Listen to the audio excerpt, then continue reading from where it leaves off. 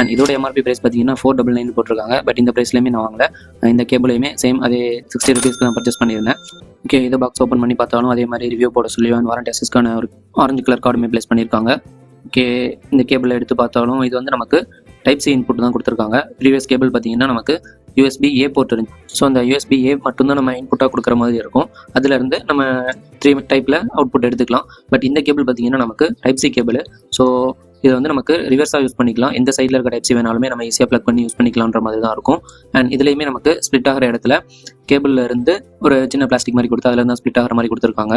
நம்மளோட previous cable பார்த்தீங்கன்னா நல்ல குவாலிட்டியாக லைஃப் லாங் இருக்கும். பட் இந்த கேபிள் குவாலிட்டி ஓகே, பட் அதில் இருந்து ஸ்ப்ளிட் ஆகி நமக்கு கிட்டத்தட்ட 3 டைப்ஸ் கொடுத்துருக்காங்க. ஸோ அந்த 3 டைப்ஸ் மட்டும்தான் நமக்கு ஈஸியாக பிஞ்சிடுற மாதிரி இருக்கும். பிகாஸ் ஆஃப் அது ஸ்ப்ளிட் ஆகிற இடத்துல நமக்கு ரொம்ப தின்னான ஒரு பிளாஸ்டிக் மெட்டீரியல் மாதிரி தான் யூஸ் பண்ணி கொடுத்துருக்காங்க.